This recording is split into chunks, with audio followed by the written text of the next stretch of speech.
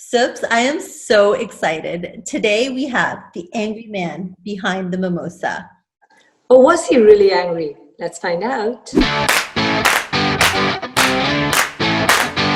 It's like when DJ Khaled is like, we the best. It's like Sima's like, I'm the best. It's our fault as South Asian men that someone like Nadia is single. I was actually rooting for her and Vinay. I thought that would have been a great match. They seem to really get along over, like once they figured out they don't like ketchup, I was like, this is it. Hi, Guru. Welcome to the Nina and Sups show. Hey, y'all. Nice to meet you. How's everything going? We're so excited to have you on, and we want to know so much about Indian matchmaking. But First question is how did your journey start at Indian matchmaking? How did you even get on the show? Were you a client of Sima's? Can you tell us about it? I saw an ad for Sima's services. Mm-hmm. They basically were like, the ad was like, you can work with Mumbai's top matchmaker in exchange for having it filmed on Netflix. That's how I didn't even know she was Mumbai's top matchmaker. I looked up online who is Mumbai's top matchmaker. Sima's name didn't even pop up. Now she definitely is. Probably like India's best matchmaker now. Her Instagram is going up. Well, at least I thought popular matchmaker. Yeah, she's very popular. I think popular. Yeah, exactly. I like that she was hyping herself up though. It's like when DJ Khaled is like, we the best. It's like Sima's like, I'm the best. And eventually you keep on saying it over and over again and then you become the best. You become the best. How many girls are approaching you? Considering in the show, it was quite clear that you were single at the time. Actually, the people who are the vegetarians love me. The non-drinkers are into me. So it actually worked in my favor. If you notice, almost every other guy in the show drank. But all the non-drinkers were like, he's the one guy that we have to go after.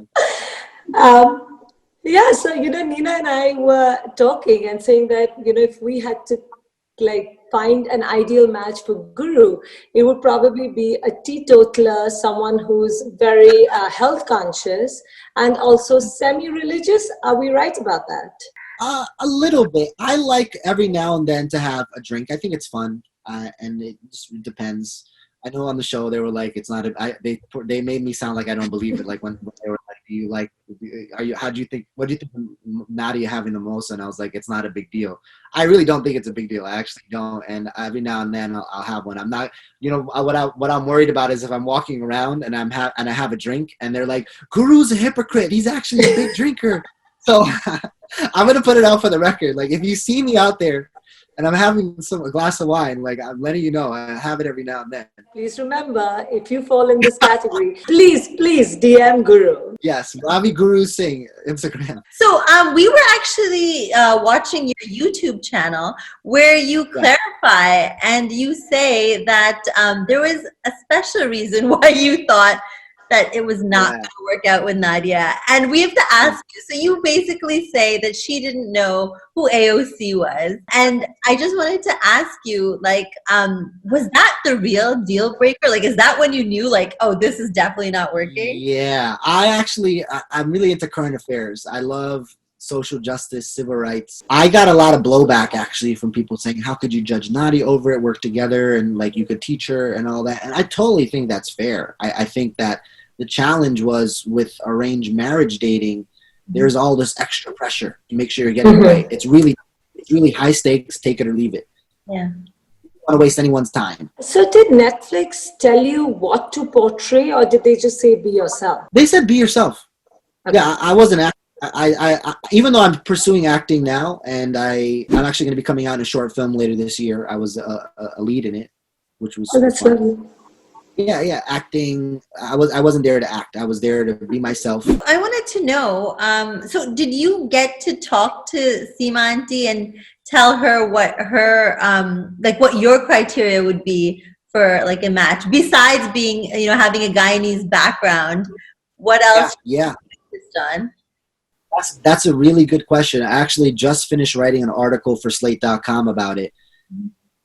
I will say that talking to a professional matchmaker, an Indian matchmaker, really forced me to have to think about what it is I'm really looking for in a partner.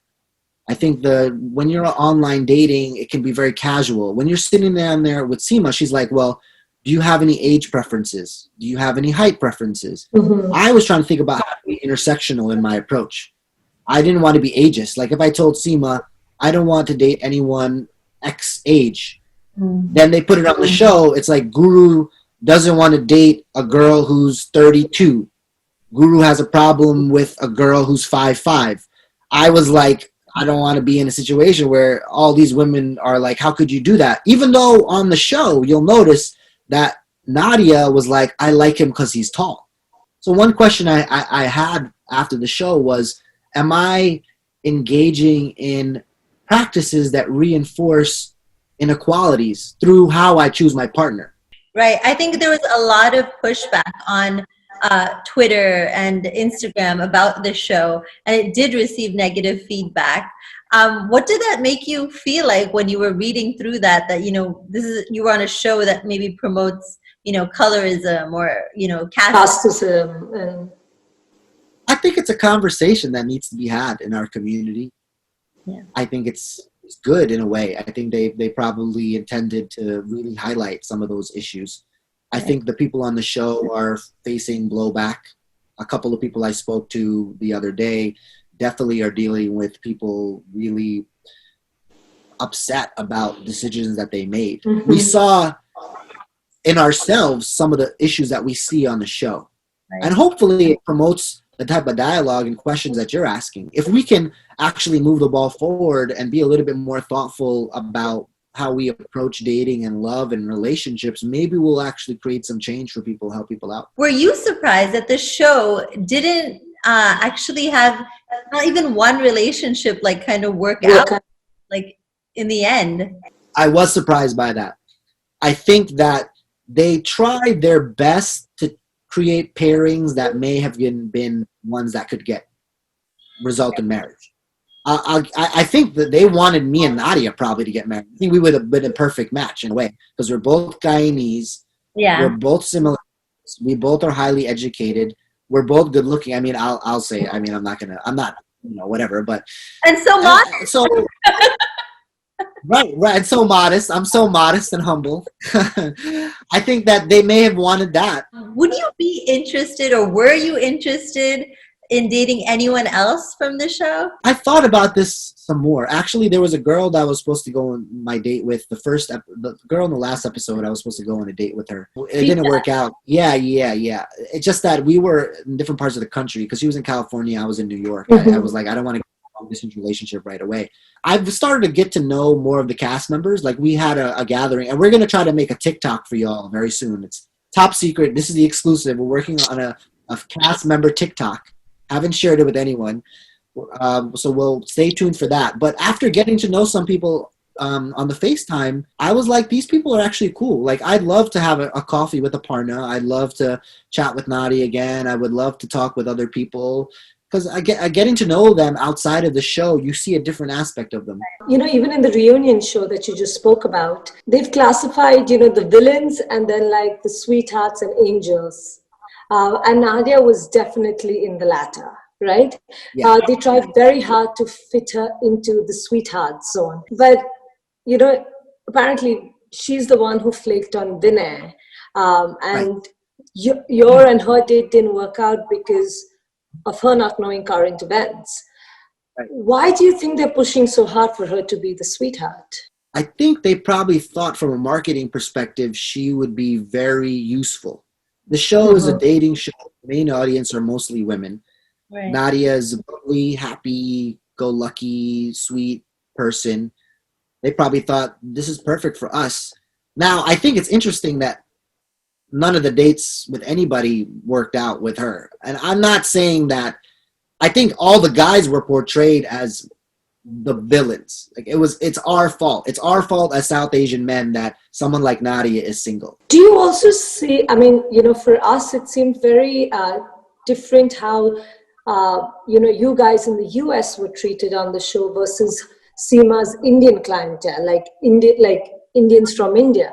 Like, what were some of the differences that struck out to you? I think that Sima is in her wheelhouse when she's pairing Indians. I think she has more familiarity with how to do it because she's been doing it for so long. I think things get a little more tricky when you're figuring out how you pair NRIs, ABCDs, whatever you want to call us, people of the diaspora. I think that was one of the challenges for her, and I don't know that I don't know how you translate that well. I think it would have been interesting if they had paired Sima with an American-based matchmaker, and we see some of the conversations going on. So after watching Indian matchmaking, was there any character that you've been kind of rooting for? I was actually rooting for Nadia, to be honest with you. And I thought she was really nice, and I wanted to see a guy. I wanted to see her as a wedding planner plan a wedding for herself. I thought that would have been really cool. I was really rooting for her. I was actually rooting for her and Vinay. I thought that would have been a great match. They seemed to really get along over, like, once they figured out they don't like ketchup, I was like, this is it. Like, I don't know why Sima didn't include that in her bio data. Like, that's something we need to incorporate, likes ketchup or not. I was really rooting for them. I really was. And maybe one day they'll get back together. I was rooting for Aparna too. I think Aparna got a bad rap. The thing about Aparna though is people, they started off, the reaction with her was people thought that she was a villain. Actually, people are seeing that she's actually a hero. She's someone who says, this is what I want, and she's unapologetically her, and I think that's something special. I think when it comes to figuring out a partner, that's a place where we should be willing to be ourselves and be able to say, like, these are the specific things I want, because we don't want to waste anyone's time. Did you feel like the women were being more judged than the men on the show for what they held as their criteria? I think that yes and no. I think historically there is a feeling that women's choices are scrutinized in a way that men's aren't. Right. I think that is traditionally been an issue. Yeah. Whenever I see the scrutiny of women's choices and specifics, I look at whether that's rooted in sexism or patriarchy. My question to you is, are you currently single, or is there a lady in your life? I am, and I am just taking it day by day. I'm making friends with people, getting to know people. But I am dating with seriousness and purpose. I want to be more thoughtful about it. I don't want to be out here like, oh, just gurus, just talking to every girl who's interested or whatever. Like, I think there's a maturity that came out of me from being on the show. I think when you're oriented toward, you want to be on an arranged marriage show, you think about how can I be a great husband? How can I be a great father? How can I be a great just partner for someone in life? I'm 31 now, and I don't think there's any rush, but when you have that intentionality, you make more specific choices.